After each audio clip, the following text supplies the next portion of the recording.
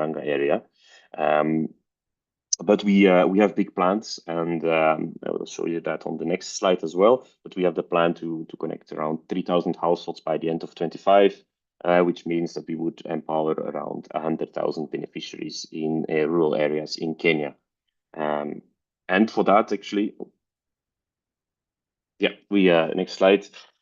We have this is all going to be happening through our first portfolio, which you can see here, and which is to be operational by 2026 with a total capex of 12 million euros, producing 2.8 megawatts. That means we will put online 6 projects and connecting those 3,000 households. And very good news, yesterday we actually signed our debt deal for 9 million with 2 European DFIs. So that means we now have all the funding available to really start implementing those projects and to look forward. I think as Hydrobox, we are always looking ahead and seeing, okay, where can we increase our impact? And we have very ambitious goals. By the end of 2027, we aim to operate close to 30 megawatts and empower the equivalent of 1 million people in Kenya. But we're also looking at the DRC to expand our operations. But this means a lot of fundraising needs to be done, and so that means a lot of work for myself and my team, and a lot of challenges, of course, as well. So I think on the next slide, I quickly wanted to discuss some of these challenges that we come across. But before I dive into the challenges, I quickly wanted to see, okay, for Hydrobox as an infrastructure project developer, let's say, we have 2 types of funding that we majorly need when operating. So we have development financing, which I call the financing that is needed to bridge the gap between the identification of a site and receiving the final asset financing to fund the construction of the site. That means that for the development, we need to finance the designs, we need to finance land acquisition, permits and licensing, and we need to finance, of course, our staff, all for a period of around plus or minus 12 months before the final funding comes in to build the assets. So that's a challenge today. And then, of course, on the other side, we have the more traditional asset financing, where we build infrastructure and then we get an international financier to take up that funding need. And that's a more traditional way of working, and it's also an easier, I would say, although it's not always as easy to get, of course, those fundings, but it's quite a straightforward process in general.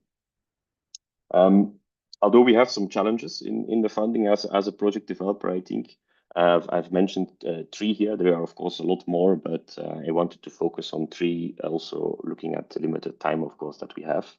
And I think the first, I touched upon it already, is covering the substantial developing costs.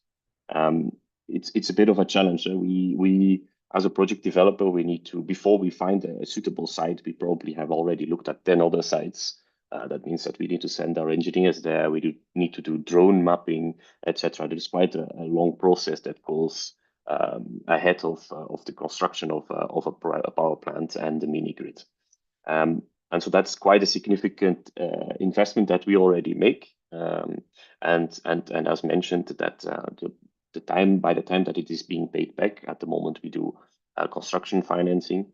When we get a project development fee, that can easily take plus or minus 12 months.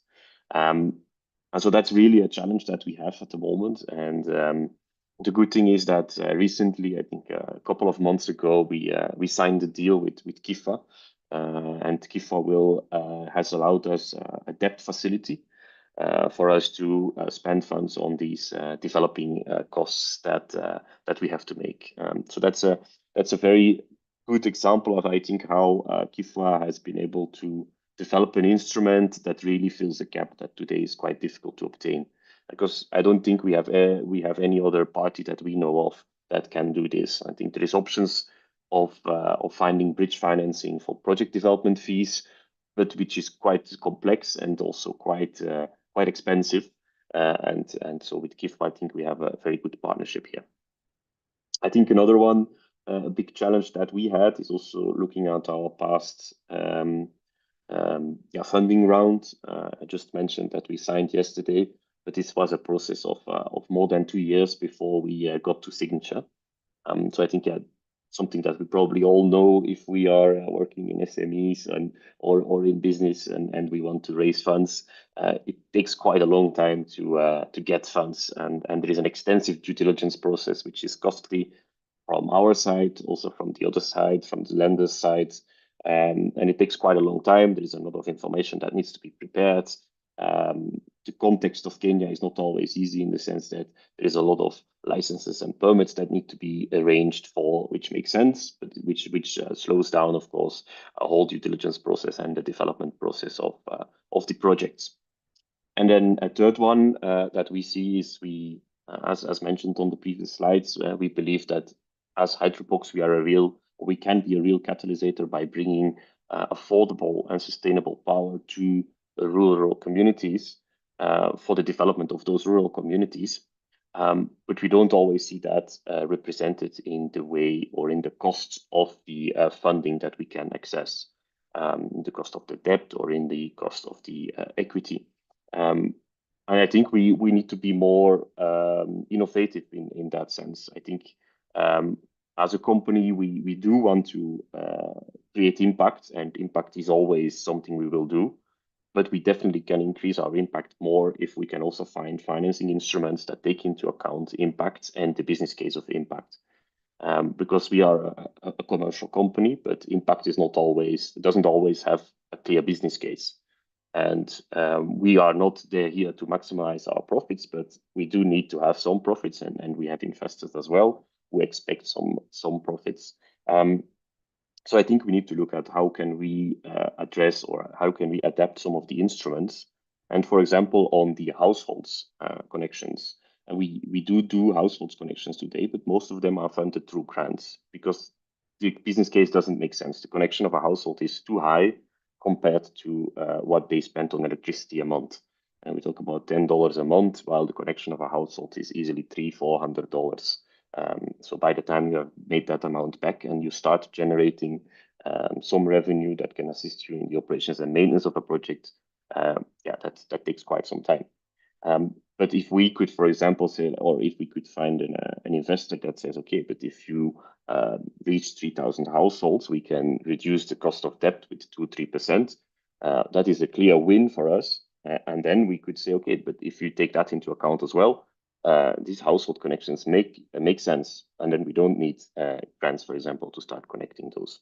So that's just, I think, one of the areas that could be interesting to explore further with investors and policymakers. I think I will keep it at this for now, Mark. I'm happy to answer questions, of course, and I'm looking forward to the panel discussions. And happy to interact more. Back over to you, Mark.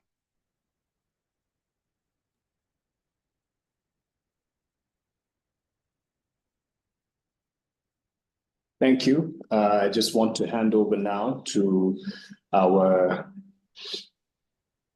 contributor as well from KCB Investee, Maize Foods. Just want to flip to the presentation. Margaret Clement, the founder and CEO. She's also going to speak through basic impact and being a KCB investee and beneficiary, because we've heard from a Kifwa investee and beneficiary. We'd like to hear a bit of a different experience based on her focus in the business. So over to you, Margaret. It is your time now. Thanks, Mark. So I'm Margaret Komen, as Mark said, CEO and founder of Maize Foods. I'll take you through what we do in Maize Foods, our impact, and how we currently operate. In the second part, during the panel session, probably I'll delve more a bit on our achievements and our challenges. So we are a food processing company. We are headquartered in Eldoret, Kenya. We are very, very specialized. That means most of our products are really what I would say niche or not novel products that are not consumed by the whole society. So we are specialized in chilies, for one, both for export and domestic market.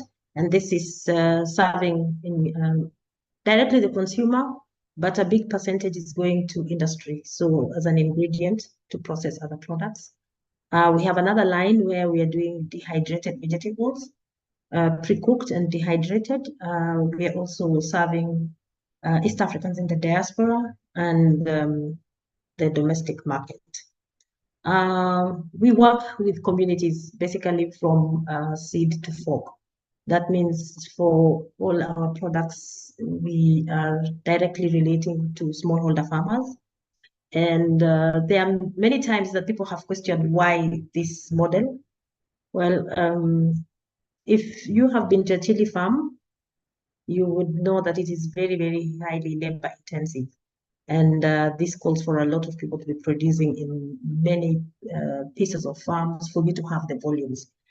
In Best Foods, we talk really large volumes. Sometimes it's not very many people are not familiar with the kind of volumes that we talk about. We have been in this business and we have pioneered in this business, especially in Kenya. And we want to lead in it in Africa. I think probably in East Africa, we are the largest, specifically with the chilies, and we want to remain at the top. We believe that this can only be achieved if you work with several partners because the value chain is very long. And you can only work or be successful if you bring in several partners to be able to be successful and to have profitability in the business. Next, Mark.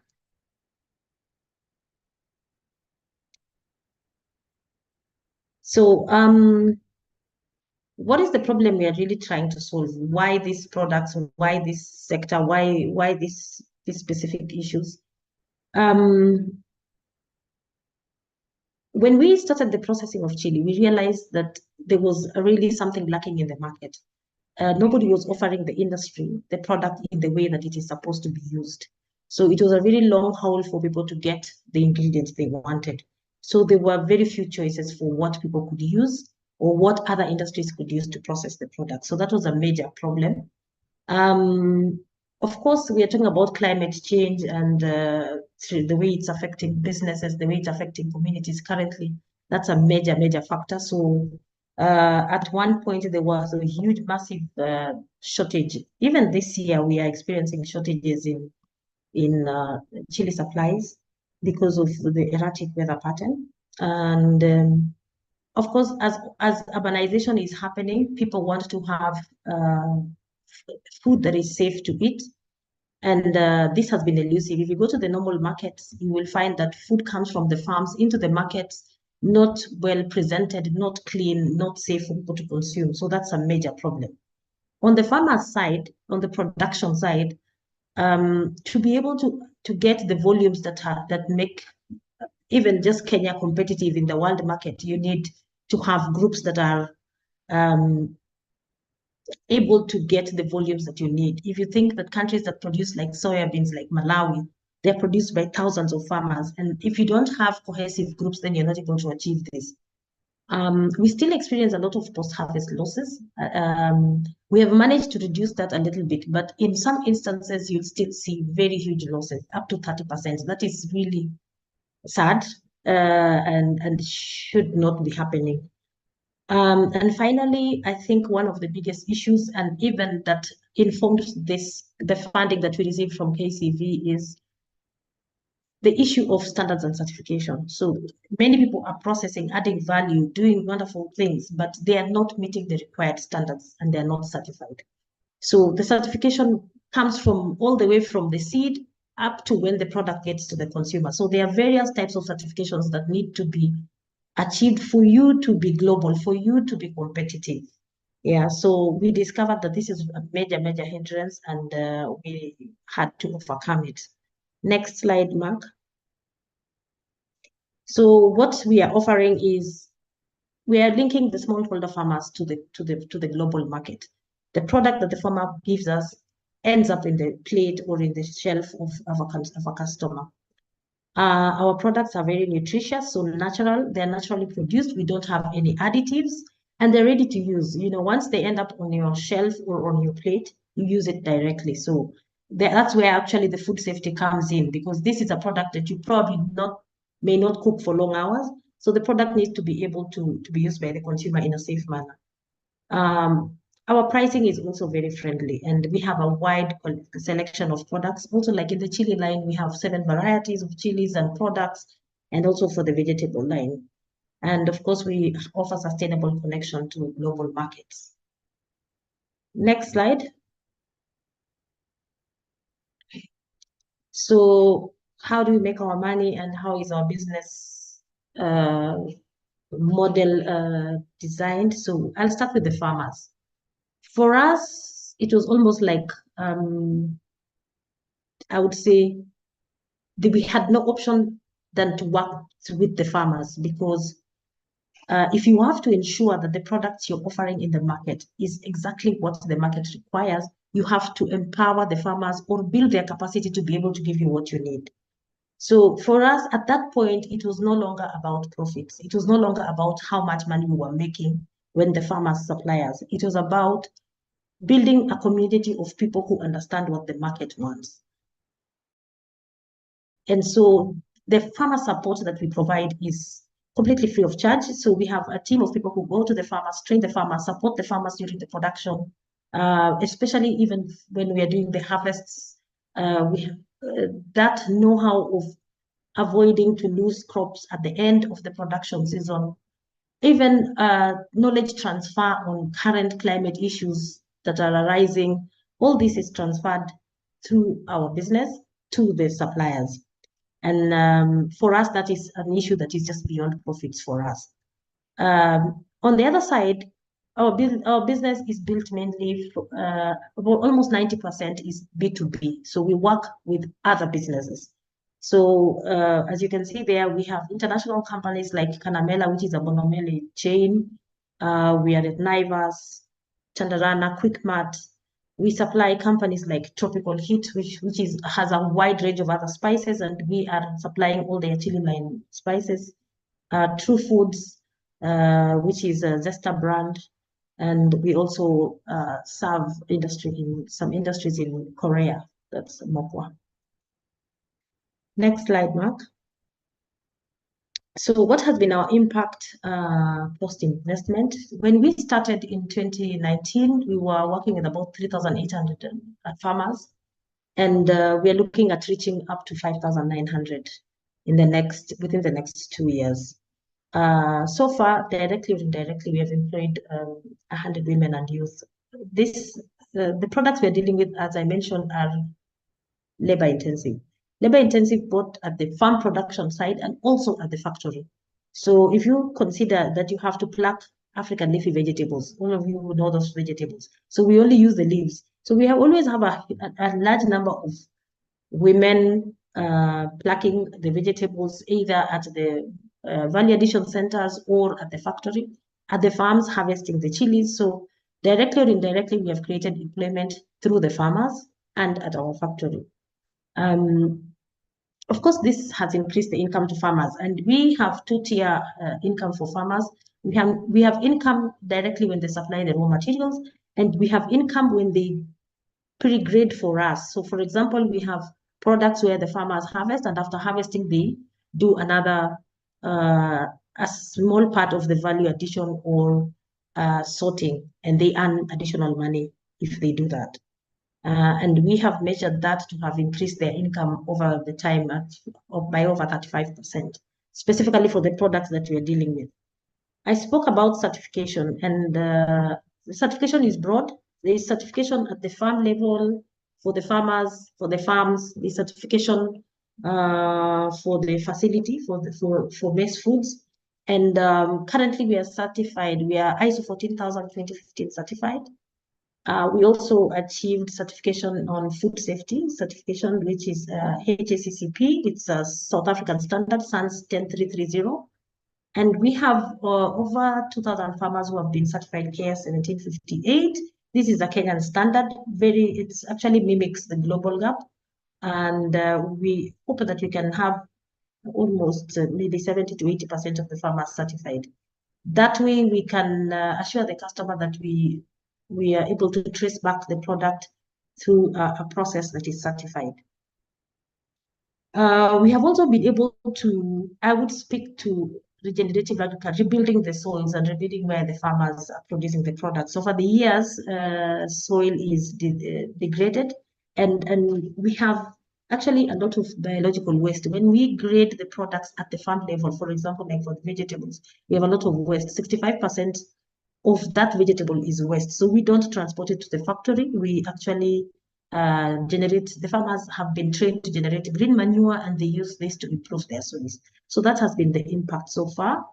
Thank you, Mark. I think I'll speak more about the challenges, achievements directly during the panel session. Asante.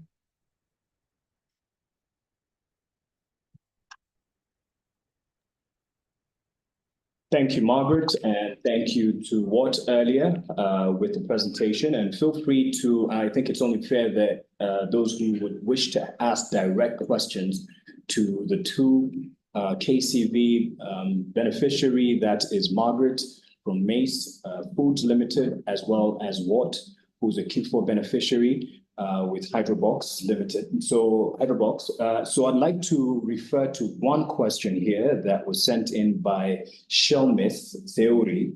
And this is to you, Watt. I believe you can hear me. And I'd just like to read it out. Maybe you already saw it in the comment section. And I encourage everyone else, all our participants now at 57, please feel free to ask the direct questions, and you could say who you are directing the question to, because we're about to get into the panel discussion. Shelmith Theory writes, to Ward, how do you handle the risk of grid encroachment? Yeah, all right. Yeah, very good question. I assume with encroachment, you mean people tapping into the grid and taking off electricity without paying, of course, I think. So yeah, it's an important one. It's an issue that so far we do have a reasonably sized grid, in the sense that it's only 70 kilometers of grid lines that we have. We have a local technician team who do regular rounds around the grid to make sure that everything is in order on the technical aspect, and they also watch out for encroachments, for people tapping into our grid without having a connection. So at the moment, it's quite a manual process that we have some people on an e-bike going around and checking the lines. Thank you for that. If there's any other questions. I see encroachment by KPLC is actually the I see just on I just saw the yeah, so actually we do work in some areas, we work side by side with KPLC though, so that's an interesting one. I think yeah, they are on one side of the road, for example, and we are on the other side, or we have connected customers and then they also connect customers later on. So I think yeah, it's always an interesting cooperation, let's say. But at the moment, we are working peacefully together. I think we have chats with KPLC locally. We communicate. Some customers have just 2 connections, and that works. They will choose whatever is cheapest for them, and we are cheaper at the moment. So then they will just buy power from us. So, but it's an interesting and it's not everywhere where we operate. In several areas we operate on our own, and we don't have KPLC involved. Yeah. So maybe this is Wanjohi. Yes. Maybe I can chime in. The risk of Kenya Power coming, when already invested in a mini grid, I think it's still, and Ward has mentioned it. But I know there's IPRA, which is the regulator, is currently preparing a mini grid policy where now it's going to guide well what happens to Kenya Power, and Kenya Power comes to an area where there's already a mini grid connected, such as Hydrobox. Thank you. Thank you, Wanjohi. And I think you've also seen a question from Musa Wamala. If you could take this, Ward, I believe this is directed to you, but Musa, you could clarify if not. Kindly expand on your business model. So perhaps just giving a quick overview of the structure, how it is laid out. Yeah, I think, yeah, for us, what is important is is what I mentioned, the ABC model, where we have these different types of customers who bring in different types of revenue, let's say. And so our business works in the sense that we operate the power station plus the mini grid for 25 years. And during that period of time, we sell the electricity to those ABC customers. Yeah, we have done that for a full year. And we have now more than a year. Sorry, we have done that since 2018, but at a large scale with our bigger project since January 2023. And we have been able to prove that it works. And the good thing about hydropower is that the running costs are pretty low, and so that leaves enough funds available to also repay our debt and to make sure that we have enough funds to do the operations and maintenance of the grid and to offer customer service, etc., etc. So I hope that answers a bit of your question, Musa. Yes, and another one follow-up by Razoa. Yeah, I can say that. So good model. What are the future expansion plans? So I think at the moment we just closed our deal for debt for 9 million to build another 4 power plants in the Muranga County area, in the Embu area, and then as well in Kirinyaga. So that's where we are focusing on for now, and we are in the process of looking to build a larger project pipeline for 10 megawatts here in Kenya. And we are currently in the process of identifying sites that could be interesting, putting them together, and then sending them to current investors. So the goal is to, by the end of 2027 in Africa, reach 1 million or equivalent people with our power. And then I think the next question is for Margaret. Yes, Margaret, if you were following, you could just respond to Haram from Lira Seedlings on the question there, the chat section. Yeah, okay, yeah, I think I see the question. Yes, we do in a structured manner. So we have partnered with several organizations where we make a plan to build capacity for specific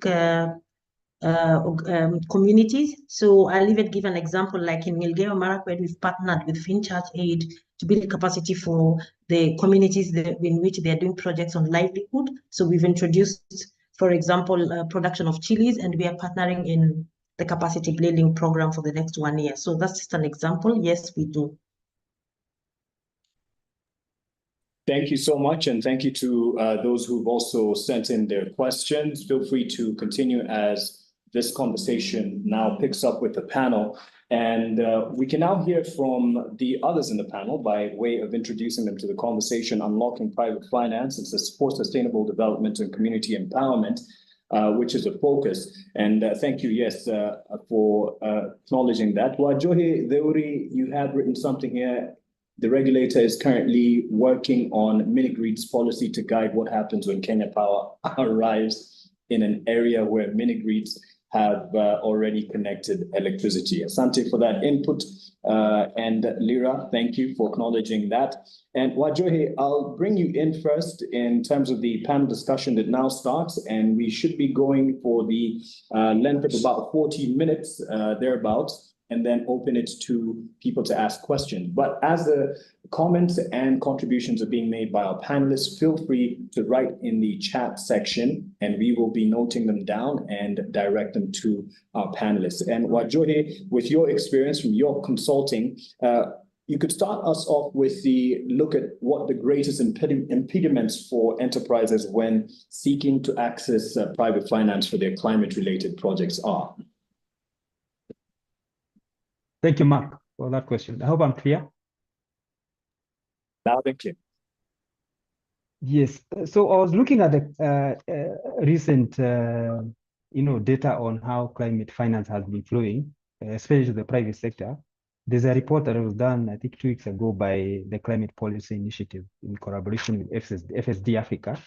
And whereas, private investment to private enterprise has increased, year on year, we are still, huge barriers, as has been expressed by especially World. So I think from our work, some of the challenges that we've seen when it comes to financing is given how the macro environment is, we've seen a lot of movement towards stringent lending conditions and investment. So if your enterprise, you have a project like Hydrobox, and you want to go and raise capital, then conditions have really, tightened. So you're seeing interest rates, being high. Even you look at local commercial financing, when a company like Maize Foods, Margaret, tries to talk to, local commercial bankers for financing, interest rates, they are very high, expected to come down, or have started coming down. 100% collateral requirements to cover the finances that is coming to your end. And then something else that has changed the last 2 years is that there used to be, funding for what someone would call growth at all costs. And of course, companies, despite making losses or no clear path towards profitability, you'd still, get financing. But now we are seeing a lot of investors, lowering their risk appetite and requiring companies to show from their financial models how a clear path towards profitability, as opposed to a previous focus on, scale, how many markets, how many counties are you looking at, how many countries are you expanding to, or even other verticals. I think the other challenge that we've seen is that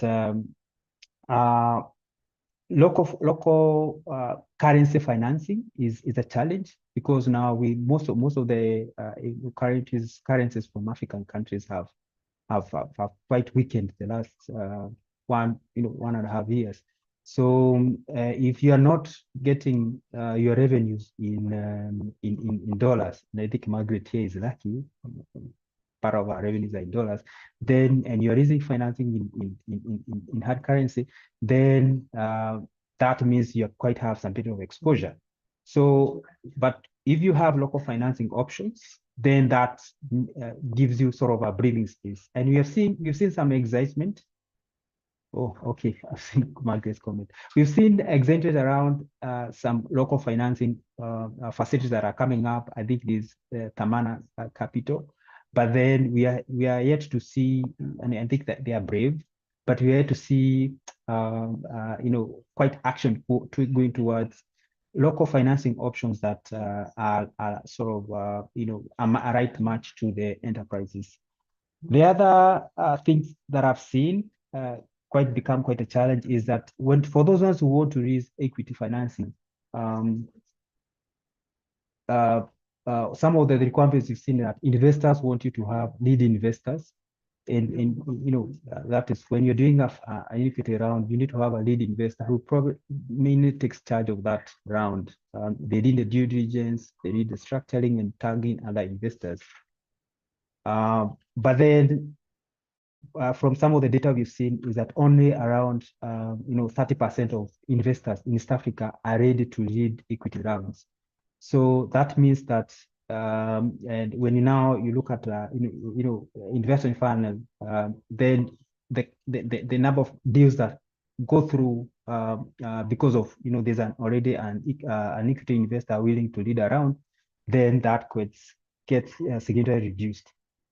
The other last point that I want to make, there are many, but I've chosen to quickly look at sort of the most critical ones, is that companies, especially when you're in a climate space and you're looking at your capital intensive, you're trying to connect customers using electricity. You have products, you're building products, you're building hardware. Then there's less patience from the investors, because they need to go to big, these are companies that really need to push investors out in marketing. These are not off-the-shelf products. So we've not seen a lot of patience from investors in terms of giving these companies time to build these innovative business models around tackling the climate challenge. The last point is on and this connected in terms of how stringent the conditions have come when it comes to investments, is that I've seen term sheets from impact investors, but when you look at some of the terms and some of the terms, they're not very friendly to invest to enterprises. You want to get 2x of your return after 2 years in such a market where we're almost in in a recession. So that has been quite of a not a very good thing for enterprises. I think I'll stop there. I'm happy to take any follow-up questions on that. Thank you. Thank you. And I think Margaret has clarified it's not in dollar, it's in shilling. But hey, manifest, Margaret, manifest. It's probably coming your way. And to Eddie Sembatia, as CEO, Finding XY, an entrepreneurship support organization that is looking to empower African communities. Also addressing this issue of challenges, help us to appreciate the types of challenges that you've come across in your advisory and investment duty and role for these enterprises. And then also, in a way of a two-pronged question, what these challenges mean for these social green enterprises that you support.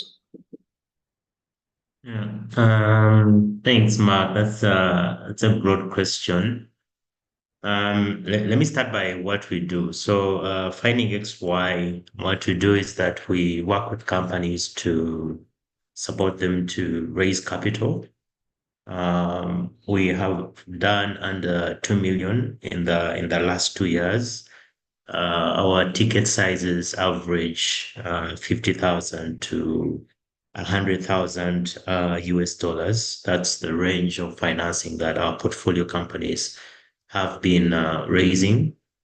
And we have raised this financing from different kinds of investors. Our biggest investor has been commercial banks currently, followed by impact investors.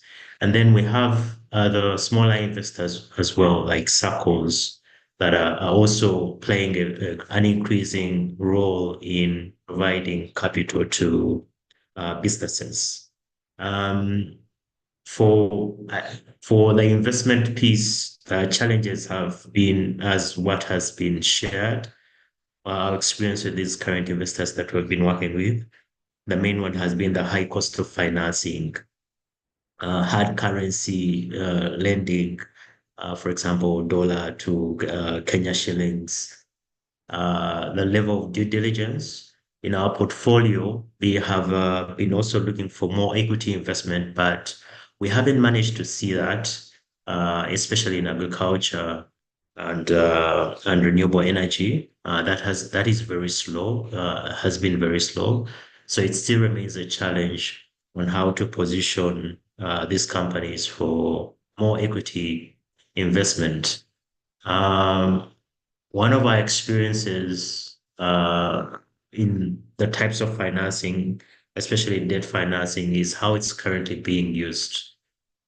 Because a lot of the companies have to get financing from commercial banks and development financial institutions, you find that sometimes the businesses finance the wrong things. The source of capital should match with the use of the capital.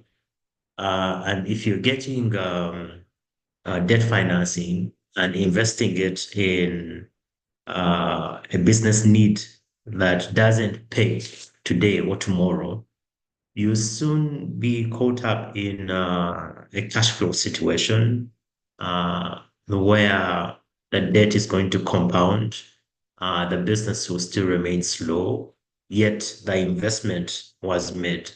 So you find, I don't qualify this, but it's still an observation that a lot of agriculture companies maybe will be proven to be less profitable because of how investments were being made.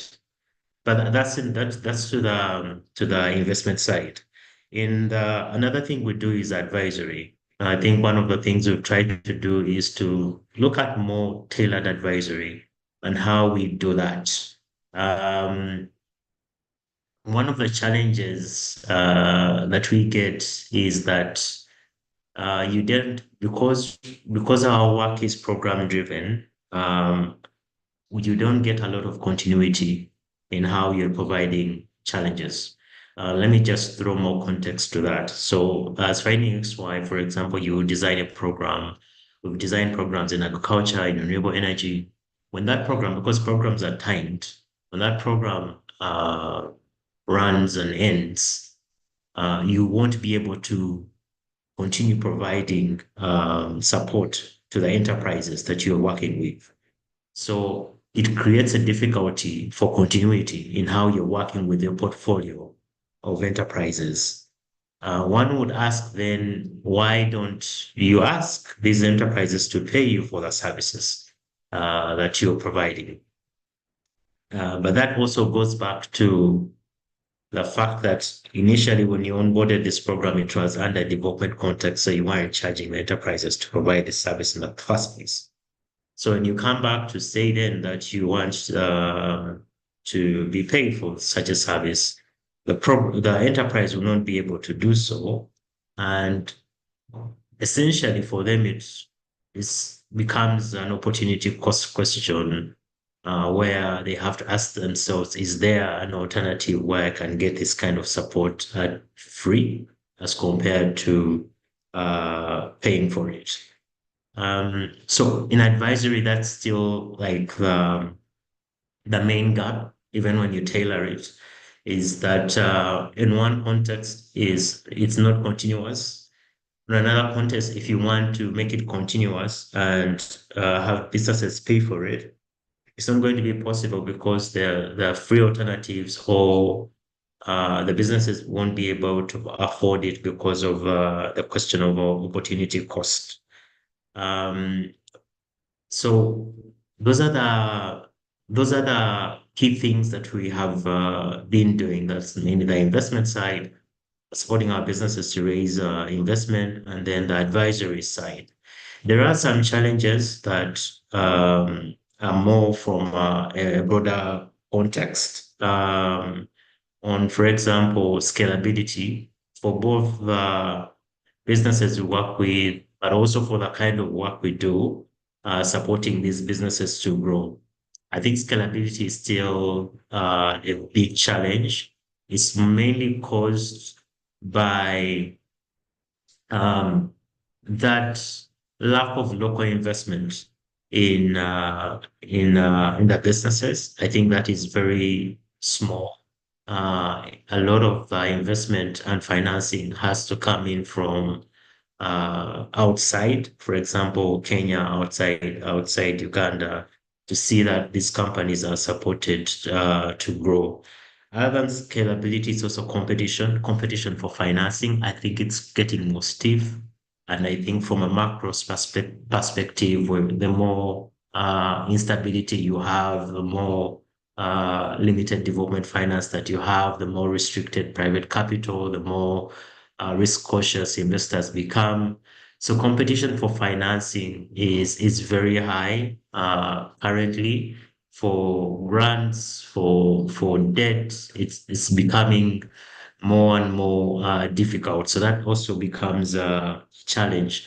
And lastly is technology. I think one of the things that most investors want to see right now is technology in all the investments that they're making. But the challenge then becomes also the challenge then becomes whether you're an ESO or you're an enterprise. The challenge becomes that technology is also expensive.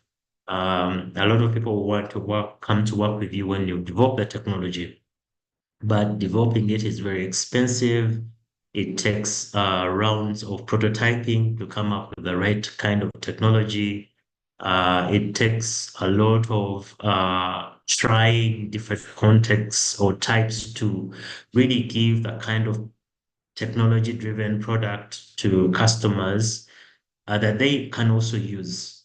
So it's expensive, it takes time, and yet it's one of those main requirements for investment, but also for adaptation from our end. If you're doing business, I think it's right now like a main requirement for you to adopt technology in what you work on, how you're working and how you delivering the services. Over to you, Mark.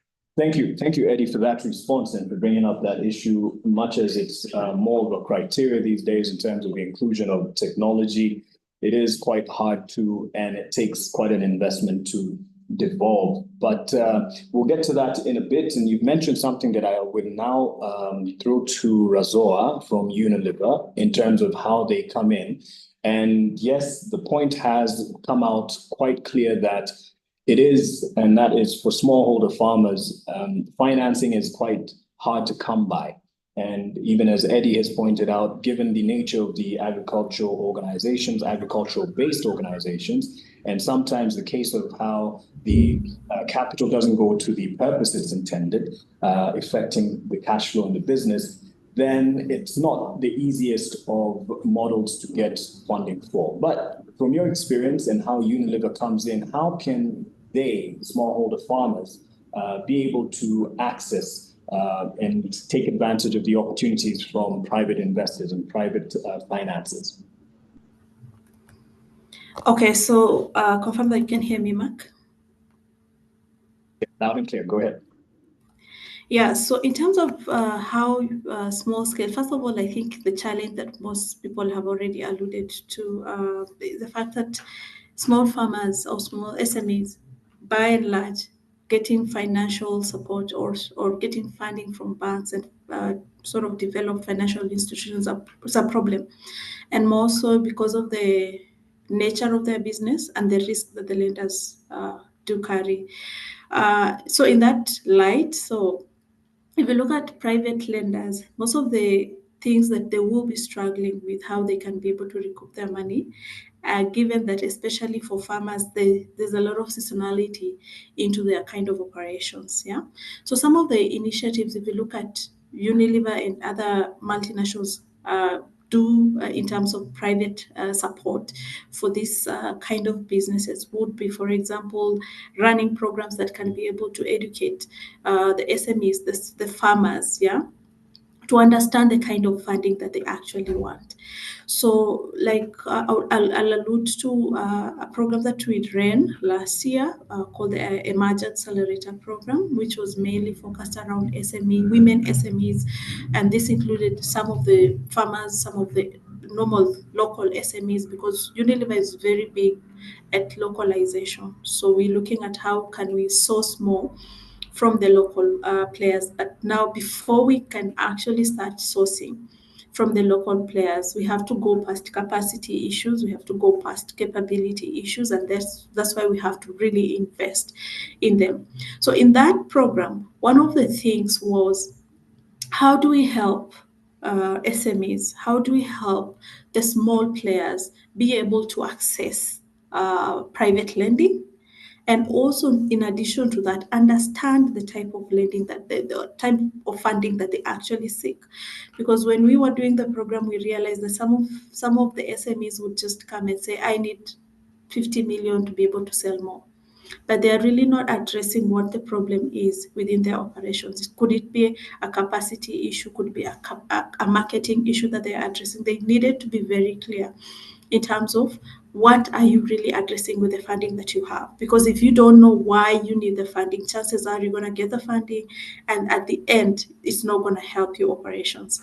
So some of the programs that we run are tailored in that way, so that at the end of the program, not only have we built your capability or capacity through the training in terms of what Unilever is really looking out for in terms of our requirements, quality standards, and everything else. We have also linked you to private lenders, but on top of that, we do advisory through consultancies to ensure that you are actually getting the right type of funding, and you also assess your capability to be able to meet those requirements. So those are some of the things that we are doing. Now, if I narrow it a little bit down into what we have done, especially from a farmer's perspective, we've got a partnership we do with Njoro Canning. Njoro Canning is one of the spice processors in Kenya, and we've had this partnership for the last 15 years. Yeah, and this partnership is basically just to help Njoro Canning to aggregate from the farmers and process those spices for Unilever's consumption. Now, before we started this partnership, which has grown over a period of time, most of our spices were coming out of Kenya, India being the dominant supplier for us. But we realized that there's a gap and there's an opportunity for local farmers to be able to play in that space. The biggest challenge, therefore, was how do we help these suppliers to be able to actually acquire the right inputs and be able to get the technical support that they need to be able to now, of course, come on board and bring the right specifications of the spices that we want. So through Njoro Canning, we first of all work through them to be ensured that we actually source seeds, and issue them on partial credit for farmers. So basically, we buy the seeds, we give the seeds to the farmers. Then part of what now they bring in as their inputs, we net off the cost of the seed. So that eases the upfront burden on the farmer to be able to, at least start the process off. And then we go through the process, through the cycle, we are doing the technical support to ensure that the output that is actually coming out of it is substantial. We already have a fixed, pricing. So the farmer is not worried that I don't have market, I don't know how much I'm going to get out of this produce and everything else. They have assured business and all that.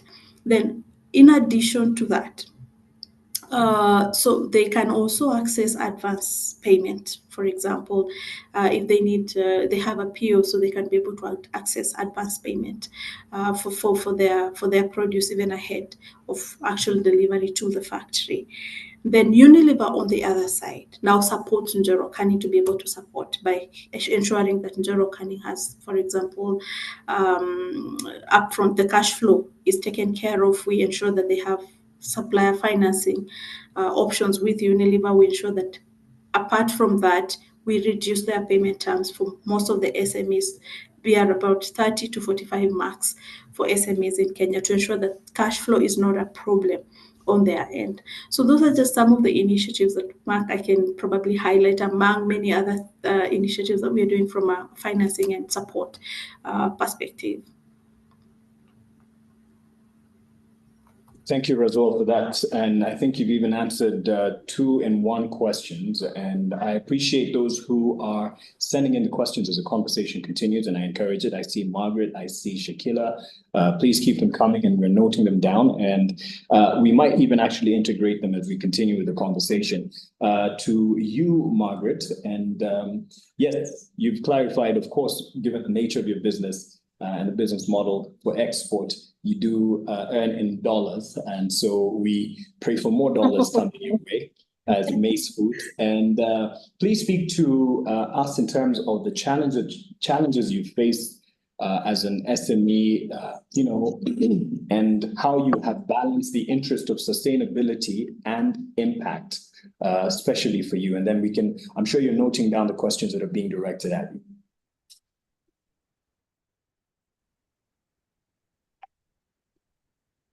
Okay, for us as an SME, in terms of financing, private financing, or what we have faced in the past, and of course, because we are continuously looking for resources, is basically there are some sector-specific challenges, like, for example, in agribusiness. So these are emerging markets, like, for example, financing export. So when you go to financial institutions, they are unable to tailor-make a product that can suit specifically our sector. So, and this is specifically for export. They are not able to do any due diligence on the customers that you're serving. And so they always find difficulty to tailor-make a product for us. And we have to pre-finance this export, because if you think, for us, we're dealing with dehydrated products. All our products are bulked over a period of time, and we send our products by sea. So we have to pre-finance the whole operation from the time you support the farmer until the farmer produces. You collect the product, you process the product, you prepare the product for shipment. Probably the first time you will see any money in your account is when the consignment hits the port in Mombasa. And most companies will prepay if they agree to prepay, between 30 to 50%. So getting finance to handle this export or to grow this part has been one of the biggest challenges for us. Up to today, I'm not sure whether we have been able to work with us. There's also the issue of the risk perception.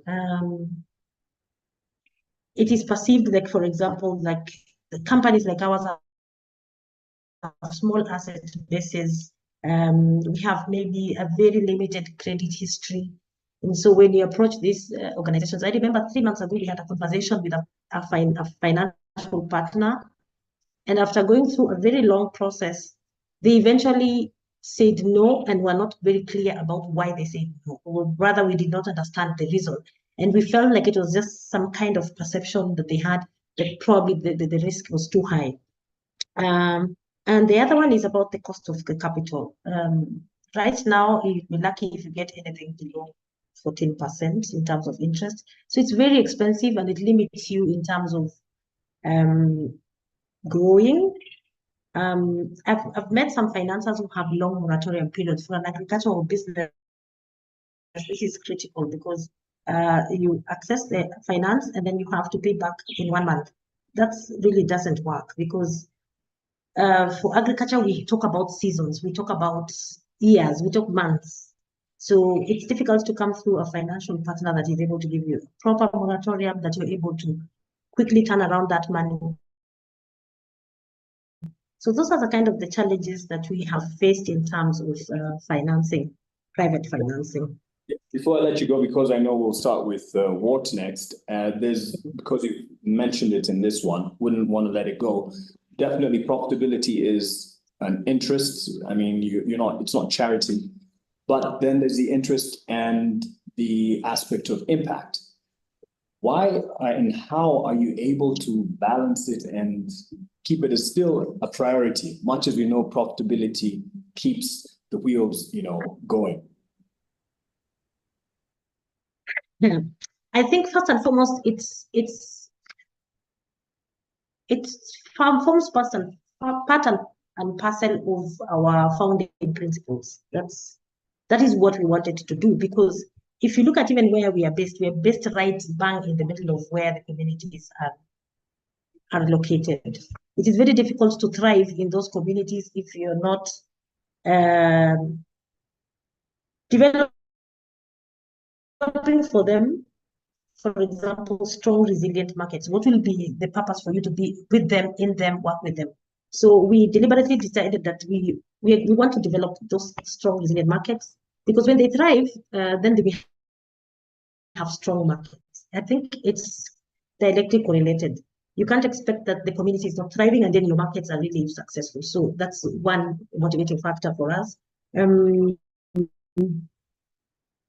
If you want to grow your customer base, if you think like, for example, for Chili's, we have really grown. In the beginning, we were dealing with only, I think, 20 metric tons, and now we are talking about hundreds of metric tons in Chile. This business or this customer base has grown because we were able to demonstrate, or we were able to work with the communities to build a long-term relationship with them, to be able to work with us from a long-term perspective. The other reason is, or the other factor for us is brand visibility and building trust. I think these are critical things. People must be able to identify with your brand, and customers or consumers are more likely to support us if we positively impact communities. We have one customer in Italy who literally comes every year to visit the farmers, because for them, the connection to the community is a very critical thing. They feel like the product has a root. It's not just like it's picked from somewhere, processed and sent to them. So you build a very strong, it's very common now in the market that people want to have a traceable product. We want to see where the product is coming from. So the customers are likely to support us much better, work with us as opposed to our competitors. This now leads now to the long-term relationship. For many of our customers, we've worked for hundreds of years. I mean, tens of years. We've worked with them 15 years. And they continue order. And when we have a problem, for example, recently we had floods, and we have currently a delay in the harvest for some of our crops for export. And when you go and meet the customers and explain to them, they understand. They understand because they resonate with where your product is coming from. So that's something that really makes us want to more than just, as I said, beyond profits, work with the communities. Of course, then most of the questions when they are doing the supplier pre-qualifications, and this is, I speak for export mainly, they give you a form that has, I think, 6 pages. It has hundreds of questions, and all those questions are on ESG standards, environmental, social standards, yeah? And we have to measure them, because when you want to, can you have that information if you're not interacting and working closely in a sustainable manner with the communities? So I think those 3 reasons are part of the motivating factors that drive us to work in a sustainable way with the communities that we work with. Thank you for that. Yes, it really makes sense in terms, especially of building a long-term relationships with your customers when they see the impact, because it's something that they are attached to beyond just the transaction. And there's a question here that is probably going to bring out the same, and I'll bring in Ward for this one because it's actually directed to you. And this is from one of those who've tuned in through our YouTube live stream. And Krishna asks, how does your approach as Hydrobox ensure meaningful community participation and acceptance in regard to community empowerment?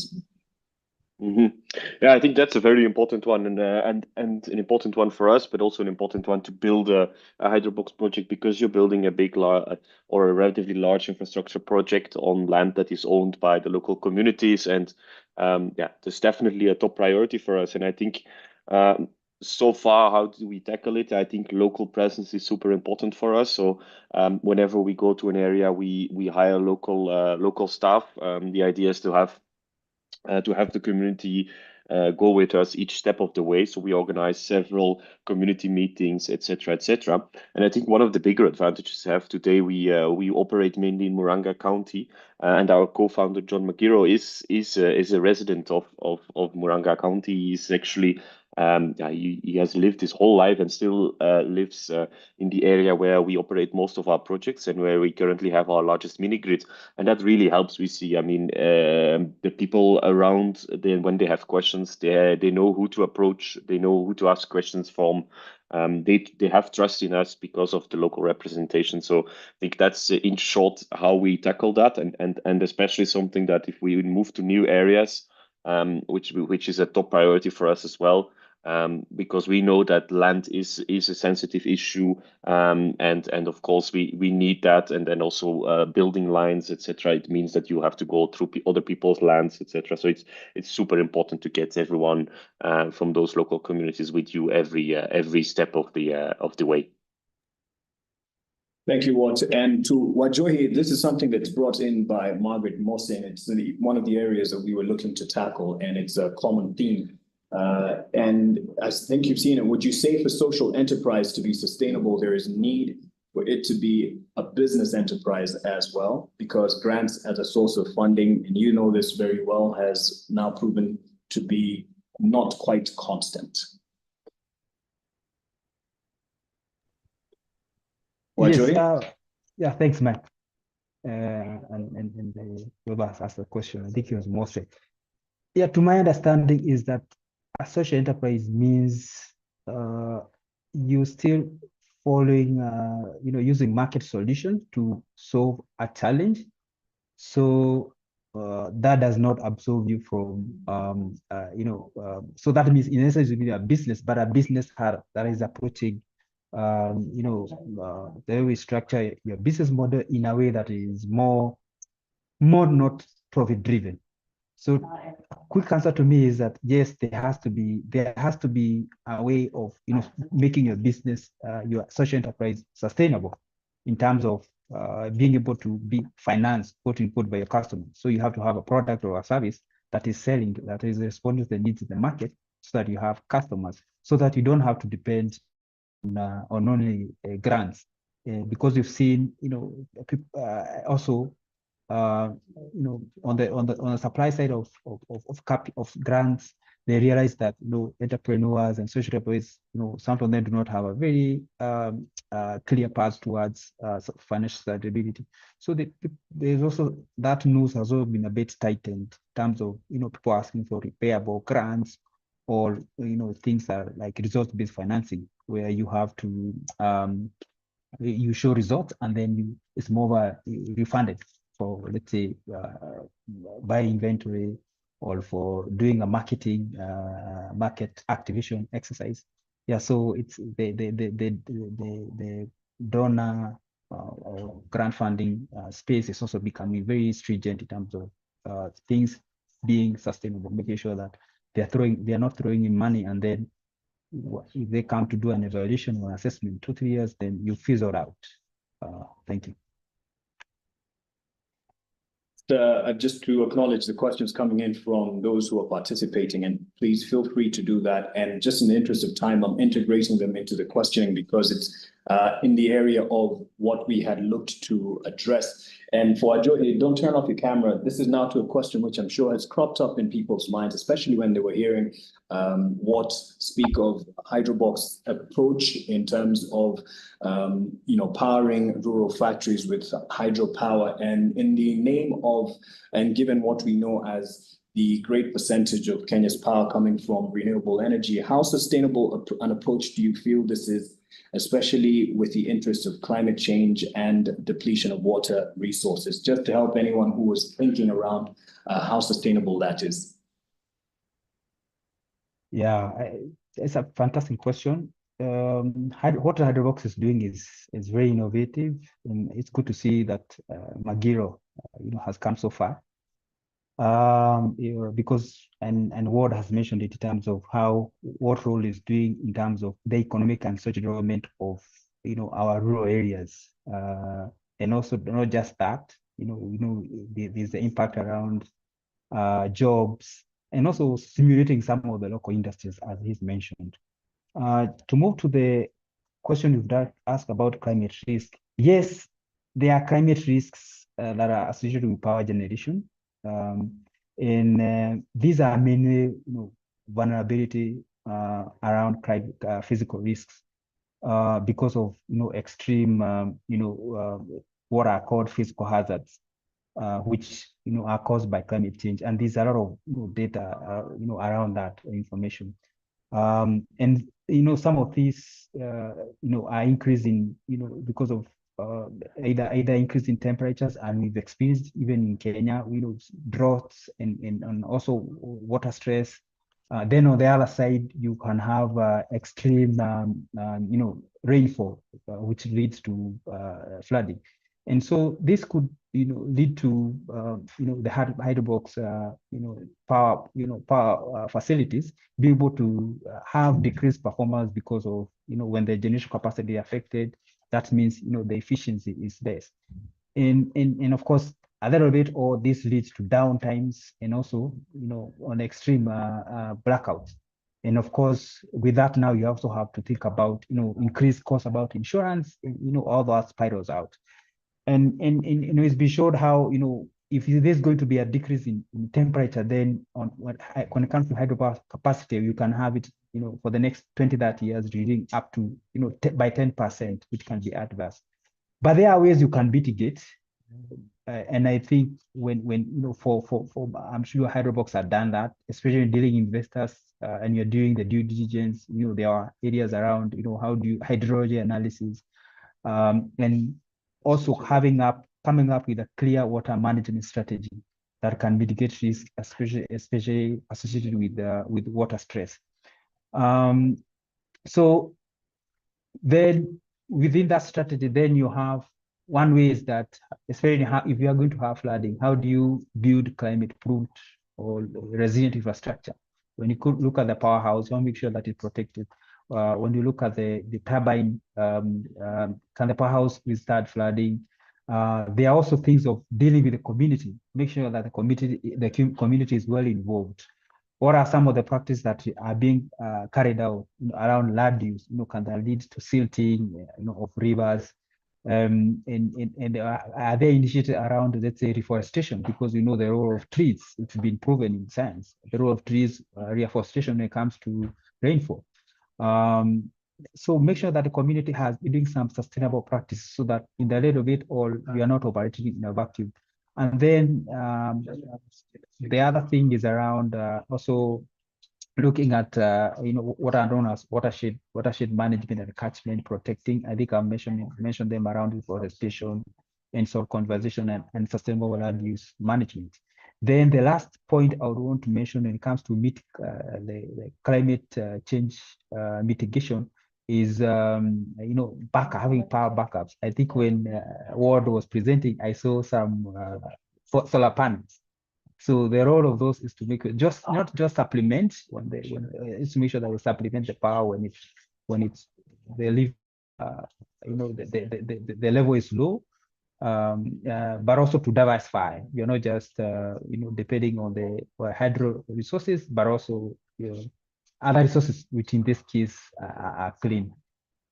So I'll stop there in terms of, yes, the exposure is real, it's there, but there are ways that you can have a very strong strategy that make sure that it mitigates any adverse climate hazards that impact the project. Thank you. Thank you for that. And Ward, feel free to come in terms of, because I've mentioned the Hydrobox as an example, and how you've ensured and looked at the aspect of sustainability.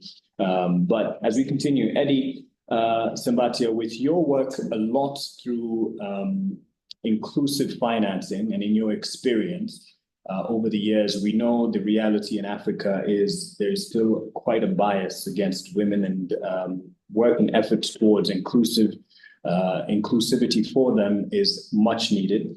You could tell us how far we've come and the milestones that you have witnessed for the youth and even women enterprises. Yeah, I think that's a very strong trend right now to close that gap on women's financing and youth financing of these businesses. It's taking different shapes and forms in terms of funds, she funds, and accelerators, and all these different kinds of programs that are currently being developed to close that gap. The businesses, in our experiences, the women-led businesses, youth-led businesses are small. There are very few large-sized businesses that are female-founded or youth-founded, for that matter. That's because it's where they are right now, because it's a growing trend, it's a growing movement. So where they are right now is that most of them are the early stages.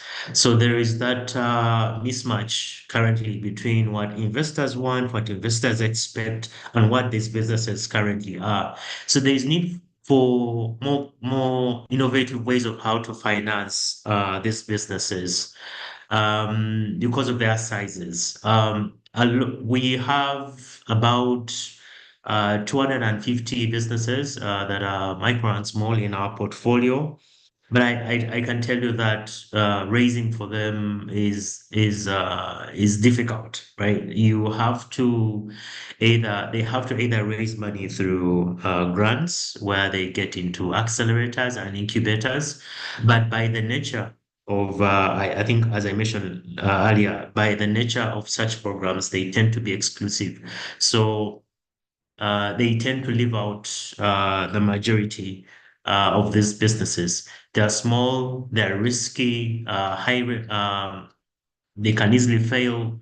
They need a lot of support services in terms of visibility, that is in the form of marketing, sales, doing more promotion, branding, packaging, what they're doing, use of technology, like I mentioned, that's already expensive. So they're small, they have so many gaps, but the good thing is that they also have the potential to grow. The entrepreneurs we speak to, these women that we speak to that have started these businesses, are very passionate about the businesses that they're doing. They rely a lot on bootstrapping their businesses. They are very good in generating organic growth in their businesses. because they're using personal capital or family capital, the intention to really see the business grow is real. So this is an area where more forms of financing is needed. As Finding XY, we've created an investment vehicle called CYK Financial that is financing micro and small businesses that are founded by women. But what we see is that we've had to tailor a Really lot. exhausted. I fell asleep for 4 hours. When I woke up, We've had to went to go tailor drink a lot water. to I couldn't. to Every fit glass we owned what was these scattered businesses around need. my whole house. So there is need for I passive more aggressively started to innovative pick up the dirty ways dish. of how these businesses can be financed and how they can be supported to grow. Sorry for that interruption, Eddie. I believe there's someone whose mic is still up, or still trying to identify them, or at least get them to be muted on our end. Sorry, just to rehash on that final point that you were making there. Apologies for that. Yeah, I think I mentioned more than what you asked, because you asked where are they now? And I experienced that micro and small. They have so many challenges. Current investments are not. Rebecca Masaku. Sorry, Eddie. Rebecca Masaku, please keep your mic on mute. Yeah, current investments are really not tailored to micro and small businesses. When you did a scoping study looking at financial institutions like commercial banks, they don't have segments for micro and small businesses. So they will have an SME segment, but not micro and small. They will have retail, where you're probably looking at individual loans, for example, but they won't have something tailored to a micro and small business. By the time someone is classified as a micro and small businesses, they are looking at how they can become formal. They are looking at how they can structure themselves to build viable businesses. But the current financial ecosystem still looks at these businesses as ones that should bootstrap, that should get, because they're risky, they're limited to grants, so they are not available, but yet they have potential. They have the capacity to grow. And that's how you create, anyways, the next generation SMEs that everyone wants to finance. But that's why the women are, that's why the youth are. These businesses are small. They need, by their nature, they need more innovative ways of how they can be financed, but they also have the potential to grow. For that, just to write on the question from Razoa, and Wajori has chimed in on it. And the question there, would you say women-owned businesses, that their credit rating is higher despite sizes of the women-owned businesses? So, Mark, is that for me? Razoa asked in the chat section, Eddie, despite sizes of the women-owned businesses, would you say their credit rating is higher? I've read that.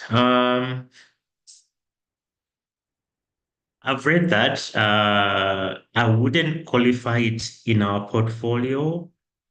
Is there a bias? Yes. That I've seen.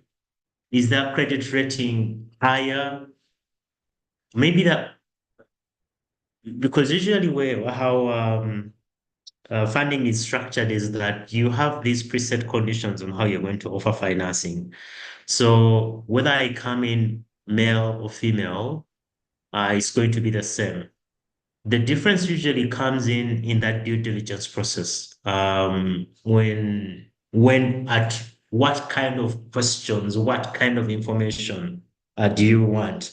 And also to the personality of the people that are doing this DD or that are examining this businesses, the background also speaks to the kind of bias that can come through of whether you are confident that because it's a woman-led or it's a youth-led business, so it's going to be more risky. But in our experience, usually the rates are going to remain the same. The terms usually are also going to remain the same. But the positive side is that this is a growing movement to sensitize more funders, more investors on building into their portfolio the gender inclusion aspect and how they evaluate these businesses. And the good thing is that no one is saying that, oh, give preference, to women, but let everyone have a level playing field. So I really haven't experienced that women led businesses have a higher risk credit rating as compared to men's, but I have seen that there is a tendency for buyers in form of comfort for the investor that if I invest in this business and it's how this lady has presented it, have confidence that I'm going to get my returns back as compared to a guy who is going to promise you, show you that he can take risks, and promise you incredible returns.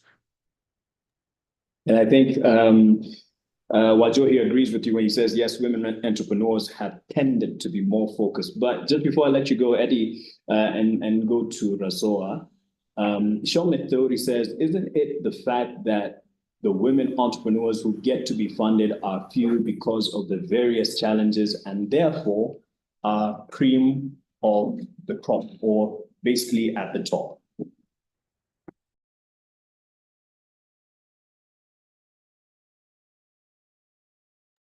Your mic is off. Your mic is muted. Yeah. So the women that get funded are being the cream of the top, and then versus the level of responsibility. That's a reality, to be honest. The share of social responsibility that women have tends to be higher than that of men. Recent weeks I've been speaking to women founders of all ages, 20 to 30, 50, 60.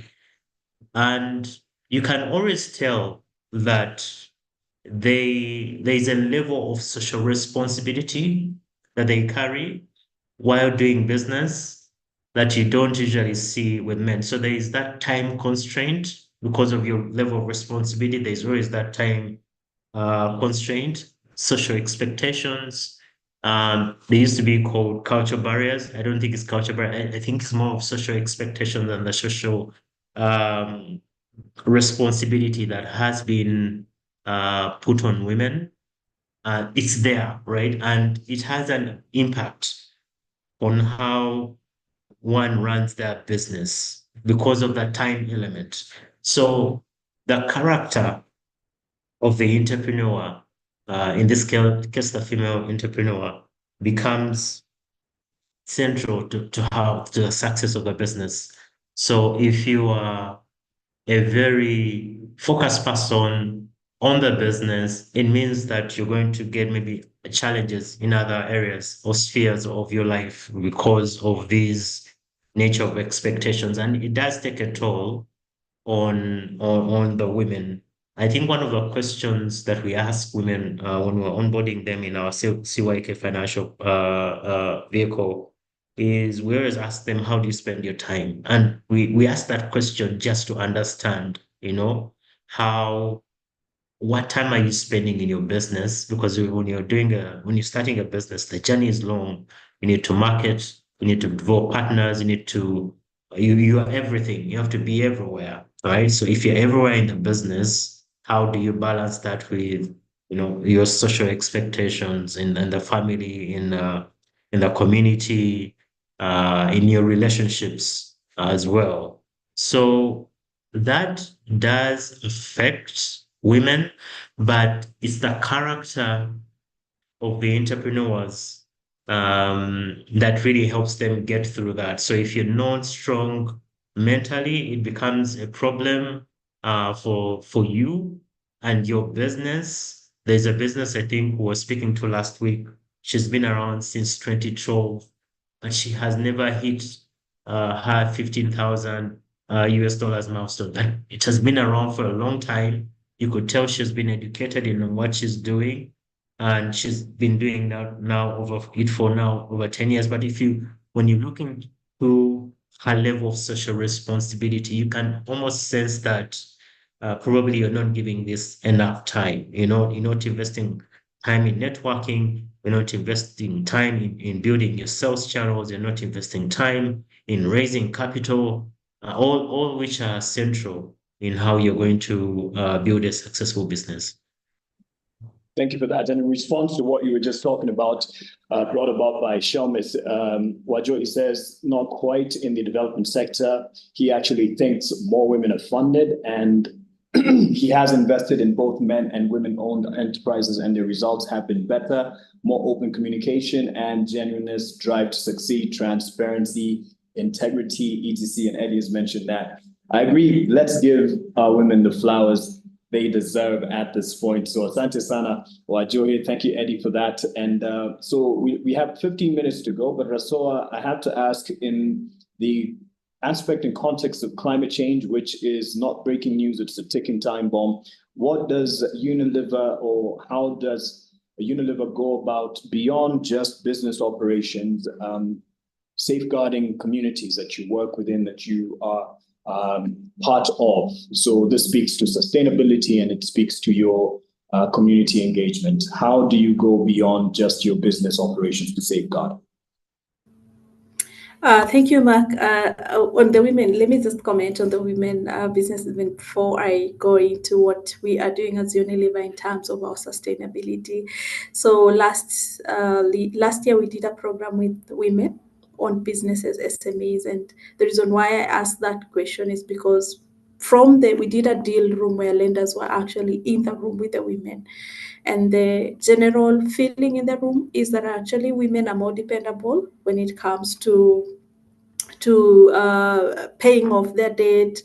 And there's some level of honesty in terms of the transactions that happen as opposed to men, but I'll pack that for another day. Now, if we look at Unilever, I think allow me to just speak a little bit about our sustainability program, and then I will come and narrow down in terms of what we are doing in that space beyond the operations that we have. So if we look at Unilever, what we call the Unilever Sustainable Living Plan, which has been crafted around what we call the Growth Action Plan, we have embedded 4 key priorities into our operations. So these are climate, this is nature, plastics, and livelihoods. So this is generally from a global lens. Now, when you come to, for example, now Unilever Kenya, we have adopted 2 key priorities into our operations. Apologies for that. So we have plastics as a key agenda in terms of sustainability for operations here in Kenya. We have also adopted livelihoods, yeah? And earlier on, I spoke a little bit about livelihoods in terms of the partnerships that we have, including Joro and everything else. And plastics, I'll speak a little bit about it and other initiatives that we are doing that are impacting the communities that we are working in. So in 2020, what happened is, after the COVID journey that most corporates unprecedentedly went through, a lot of emphasis and push has been to localize. Yeah. So if you look at our operations, basically by 2020, around 40% of our raw materials were actually coming in from external. Yeah. Now we are looking at how do we push this to at least 70% by the end of next year. Yeah. How do we do that? By empowering the communities that we are living in. Yeah. 2, by empowering and ensuring that the communities, people have a decent livelihood, and also protecting the environment. So if I narrow down to what is it that we are actually doing in this space, plastics, for example, over the years, in 2018, we started a journey with a partner. And I must highlight that Unilever works better and mostly with the partners, local partners. We identify potential business partners, social partners, and we work together with them to be able to realize our goals. So, for example, Mr. Green Africa. So in 2018, we started a journey with Mr. Green Africa, and by that time, a lot of the market had now moved into the space of recycle, reuse, at least use those plastics that can decompose over time. Yeah. So when we started this journey, Mr. Green was sort of a new enterprise. He could only possibly collect about 60 metric tons of used plastics per month. And we decided that this is going to be a channel through which we will invest, not only for Unilever to be able to use and reduce the usage of virgin plastics, but also to empower the communities. So if you look at it, right now we are looking at over 3,000 metric tons that have been collected out of the market, and Mr. Green has employed pickers, so they go around collecting and bring it in. He processes that. Part of it goes into our brands like Vim, Sunlight, Dishwash. It goes into some of our scoring powder tins and everything else. The promo buckets that we do, they use recycling, but again, this resin is now available to everyone else in the market to buy and use and reduce the use of virgin plastics. Unilever has, for example, invested over 280 million into the partnership between us and Mr. Green to be able to ensure that we are actually reducing the plastic usage over a period of time. Yeah. And through this, I think we have over 170 jobs, direct jobs that have actually been created, and over 2,000 waste collectors that we have employed through that partnership. Again, if you look at what else are we doing, we used to run our boilers on HF4, heavy fuel oil. Yeah. So the last 5 years, we have invested in a biomass at our site. Yeah. So to be able to generate power of the agricultural waste that is coming out of the communities. So we work with the partner to be able to now use the communities to collect the waste. Yeah, and I think Margaret should probably partner with us to be able to give us some waste. We use that waste to generate power that then fuels and runs our boilers here on site. So we have a benefit from on site in terms of sustainability, but also from terms of communities and sensitizing people that, the wastage in the system is actually wealth. Yeah, we bring it on board and we're able now to sustainably run our operations, and including, of course, looking at even from a power perspective, we are relying overly on hydro. There's, of course, biomass and then solar. So we are trying as much as possible to move away from green gas emissions that are, of course, damaging our environment. Right. Thank you for that. And Margaret, I'm sure you will be open to this collaboration and partnership. That's what this conversation is about. And perhaps yes, perhaps as I also throw this question your way, and as we are all concluding now, the panel that is, just to point out some of the questions that have been brought your way, and I'm sure you've read them in the comment section. Shakila Athman did ask, and feel free as well to talk about your experience as an SME, women-led SME, women-led business, and the investment journey that has been for you. But there's a question from Shakila. She says, do you experience challenges in maintaining relationships with your clients as you experience growth? And how do you overcome them? Okay, I think you have to be very intentional in terms of how you manage each client. If in our case, we are working with a diverse range of clients, as I mentioned. And if you think of our export market, we are talking about different countries with different requirements. So you have to be able to be agile enough to be able to serve the needs of those customers. That is on the market side. On the community side, it is a challenge. It is a challenge. I think I could write a book about Kenyan communities, because I've come to understand that they're very, very different and very diverse. And you have to adapt your systems and your processes to suit the community that you're working with.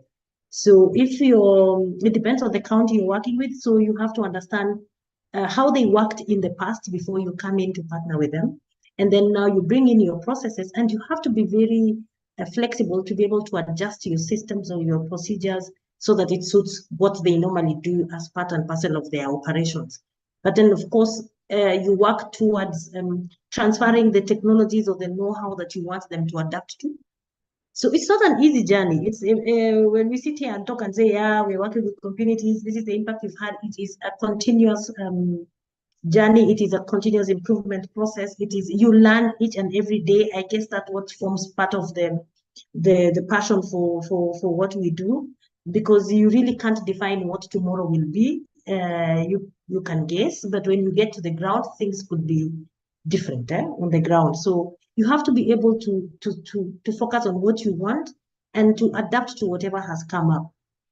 And one of the things that we have done is we have really diversified our sourcing structures so that we are not dependent on one kind of model. So we are not saying we only work with small-scale farmers. We have all diverse ranges of farmers. So we have groups, we have big farmers, medium farmers, very small farmers, and in different regions, so that also we can mitigate this issue of climate change. We can go around issues of cultural matters, seasonality, environmental issues that arise. So that's how we've adapted to working with different communities and different clients.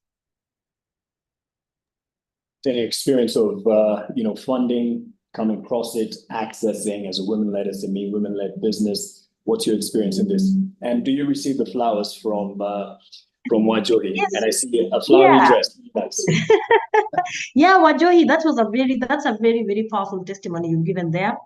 I think one of the things that other than the rigorous due diligence process we went through for me to get the funding through KCV, I think one of the last stages that I had to go through was to make a passion statement, or to give a statement about what drives me. And I think that was the winner. So yes, it has its ups and downs. There are situations where it depends on where you have gone to look for financing. I always say that before I met KCV, I think I was just I had kissed enough frogs until I met my prince, So it was such a walk that was it needed I don't know, the kind of strength it needed for I pitched and talked about my business so many times, and it became at some point I was really giving up. But it's not easy. So resource mobilization for finance is a continuous process. It doesn't mean that if you've been financed by one person, you will not need money. So there are different kinds of financial solutions that you require along your business. And I guess as you move along, you learn, experience comes in, you become better at it, but it is not easy. So you should be able, I can say, you should be agile enough to provide what the financial institution requires from you. But again, do not stretch to fit into what you can't fit in. Don't go into the shoes that don't fit into you. So you should be able to kind of have a sieve and clearly identify what works best for your business. And in the end, you want to be able to grow your business. You want to have some positive impact. It's not just about, I hear many people saying that finance is a challenge. It's not really the finance that's a challenge. It's people not being able to identify the right financing for them. Yeah. Thank you for that advice. And thank you, Stephen, for writing in. And you've seen the contact detail there for what we're coming to you. And this is a question we had planned for. And just to help people anticipate or understand your approach, Eddie has spoken of, in his experience, commercial banks, top on the ladder there in terms of potential investors. Impact investors is next, and then SACCOs. For you, with the hydropower project, it's capital intensive, one would imagine, and it goes without saying. Why have you, or in your experience so far, gone for other sources of finance, not the commercial banks? Yeah, thank you, Mark. A very good question. I think there is two main reasons for us why we have this, or why we are not yet working with any commercial banks here in Kenya. I think the first one is quite an obvious one. Interest rates for local loans are quite high compared to international financing sources that we can tap into. So that's reason number one. I think with the DFIs, etc., and the international development banks and the impact financiers, we get better rates already. They are also more used to these kinds of projects. And that brings me to the second reason why we don't work with local banks. We have tried with a few banks actually in the past, but we feel also that it's quite challenging for them to assess our projects and look at which risks are involved and how do you model the risks internally. These are quite big loans, but and we are a scale-up company, we are a startup company, so we I think banks are used to look at past cash flows for their assessments for if a loan makes sense, for assessment of risks, and to just make sure that repayment capacity is there. As it goes without saying, I think for a lot of us and also for us, I mean, we are starting businesses. We don't have these cash flows yet to show that we will be able to repay a $9 million loan, for example.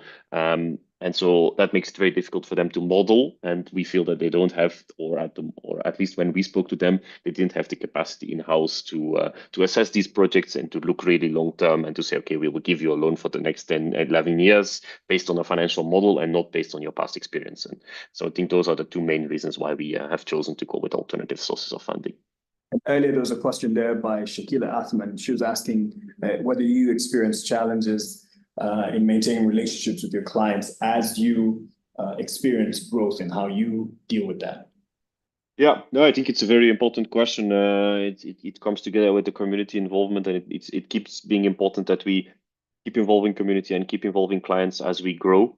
I think for us, the way we approach that is to have always local teams to make sure that we have enough customer representation in the local offices, that we keep a physical office as well where people can walk into. It's really something we focus on because we know it's important and we know it can be a challenge when growing. And that's why we put real focus on that. And we recently had a study done by 60 Decibels, which is an international organization which is doing quite a lot of studies with mini grids, just to make sure that we have just to check independently how our customers look at us, and we got quite a high score also on customer service, and so that really keeps being something that we want to keep investing in. It's really important for us. Thank you for that. We're 12 o'clock. We're looking to end it at 12:05. Wajohi, to you in closing remarks. And Shakila Athman also asked, how can climate finance mechanisms be made more accessible to SMEs that may lack the resources to meet standard financial requirements? That's one. And I'm sure you saw the one by Desire. It's unfortunate that Desire has dropped off the Zoom call. And this was on the trends, in answering the questions about the trends that you are seeing in investor appetite in this field and taking advantage of the carbon credits discussion. So you could start with Shakila Athman's question, Wajohi, which I'm sure you saw earlier, and an advice of how climate finance mechanisms can be made more accessible to SMEs that may lack the resources to meet standard financial requirements. Okay. Thank you, Mark. Very nice questions. One of the carbon financing mechanisms, and this links to the question that I've been asked, is on carbon credit markets. And I know a lot of this is happening in that space for those of us who try to, tap onto that market, because, there are requirements around scale, and then, of course, there has been questions around, quality, especially quality projects, buyers getting into quality projects, especially make sure that the money is flowing to the end user. So if you are selling a solar pump, if some financing structure is going right to the end users. There are questions around that. So buyers have been a bit pushed, sort of step back from that. And of course, there's also debate around emissions removal and hazard avoidance, but I don't want to get so much into carbon. So there's a potential, but it's still, it's easier sort of said than done. There are a lot of resources you can read about carbon markets. But I think that's an area that you cannot avoid to get away from. It's going to become, I know that now prices are depressed, but it's an area that you cannot avoid not to start looking or thinking of as an enterprise, as a project developer.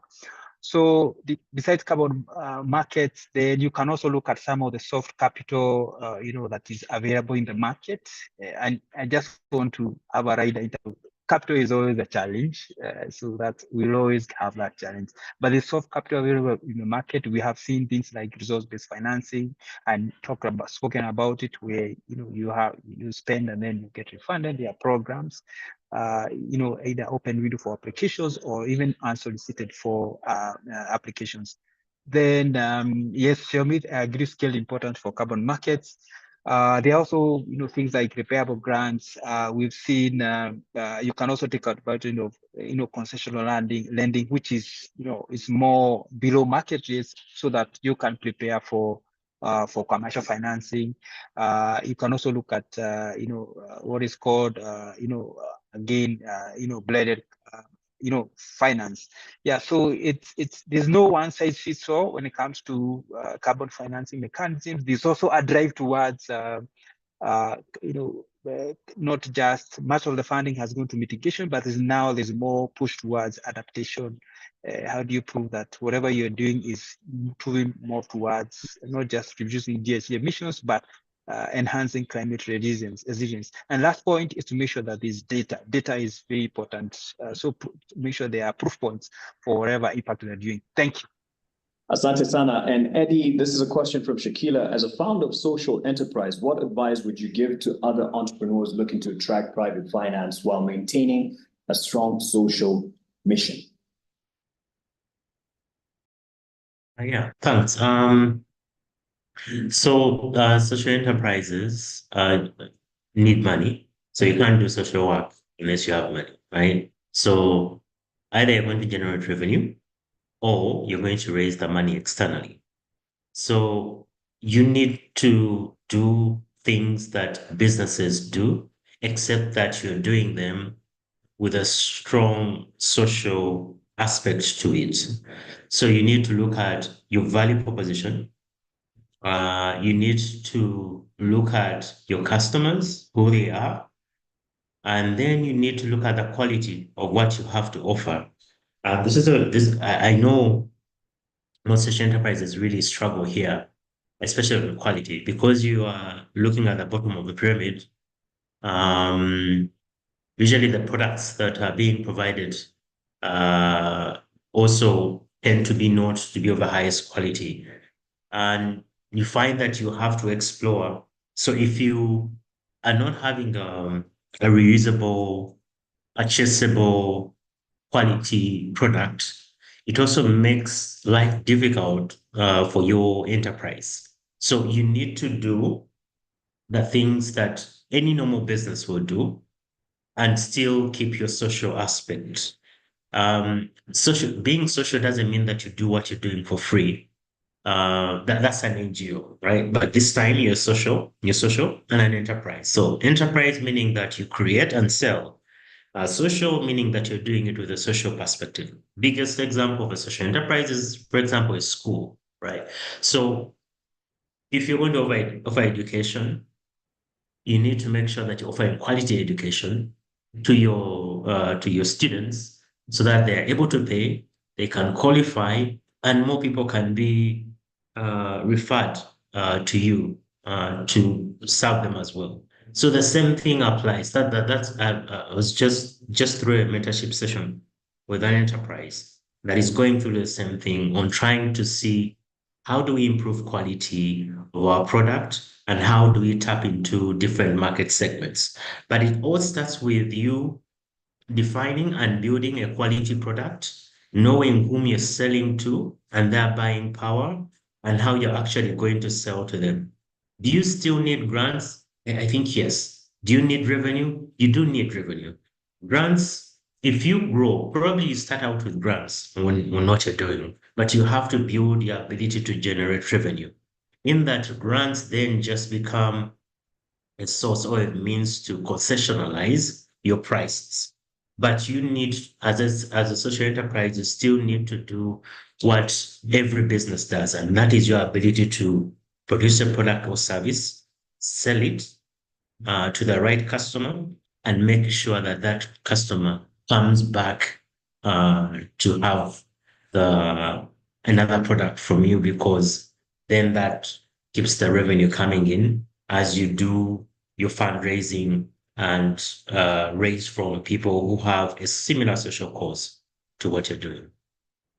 Thank you, Eddie, for that. And Razoa, as final comments, and I see you're in correspondence with those who've asked for contacts, and you've said, yes, there's opportunities for partnerships. Perhaps as you have responded to Lira Seedling Center, you could as well, talk to those from a Unilever perspective who are looking to collaborate and the opportunities therein as we conclude.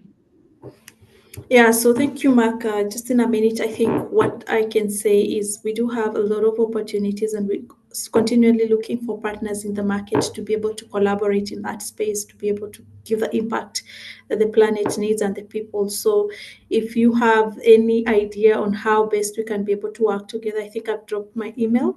You can reach out to me directly, and then we can pick up that conversation, especially around farming, agriculture. There is a lot of opportunity in that space in terms of developing local players. Thanks, Mark. To Margaret Coleman, you can give a last comment there. There are many ladies who've joined us as well in terms of participants on this call. And you can also drop your contact details. That's to all our panelists. I'm sure many would want to get in touch with you. And thank you for those who've shared some of the links that people can read from and get some resource. Thank you, Shakila Athman, for also responding and participating with your contributions that have been responded to. To Margaret, is it worth it to a lady like Shakila who's looking to get into this, or have you had moments where you've said, you know what, I had credentials to just work for me. I could avoid all this stress and have a life for me and my family? Those moments are there, but the joyful and successful moments outweigh the downsides. So specific to this sector or that business to keep on moving, I would never do anything differently. I think I'm happy where I am, and I'm happy about what I'm doing. So whoever wants to jump in, karibu sana. And I'm here to support you and to hold your hand as we move along. Thank you, Margaret. It was kind of dragging a bit, but I could hear everything you said. It was very well worth it, as you've said, and thank you for your contact details there. Thank you, Eddie, as well. Thank you, Wajohi, and I believe even Walt has shared the contacts as well as Razoa. Please let's leave them with the contact as we now wrap it up, because the conversation that we had sought out to cover in 2 hours at around 10:05, we have covered. There's a lot more that could be discussed, but because of time and to respect the time that we had allocated for this, I'd like to say thank you for participating, to our panelists for participating in this conversation, and our participants joining us, a little over 50 on this platform, Unlocking Private Finance for Sustainable Development and Community Empowerment. Good links there shared, and resource there that we can draw from. And I'd like to say Asante, Margaret Coleman, CEO, founder, Maize Foods Limited. Asante Razoa Nekesa, Supplier Program Diversity Lead at Unilever. Thank you, Walt, Business Development Manager, Hydrobox Kenya. Wajohi Theuri, Climate Finance Advisor, York Consulting. Eddie Simbatia, Finding XY CEO, founder, for your very insightful contribution and experience and advice that you have all shared. And thank you for those who contributed with questions on the comment section. Really appreciate your time. My name is Mark Masai. It has been a pleasure being your moderator for this conversation. And thank you to KCB and Kifwa for putting this conversation together. It will, I believe, be available for use in terms of your review and online, and we'll be sharing that. So look out for the pages, KCB, Kifwa, on social media platforms where we will be posting this full conversation on. It has been live on YouTube as well as Facebook. Thank you to those who have joined us on those platforms. Have yourselves a good afternoon. Asanteni san. Kwaheri.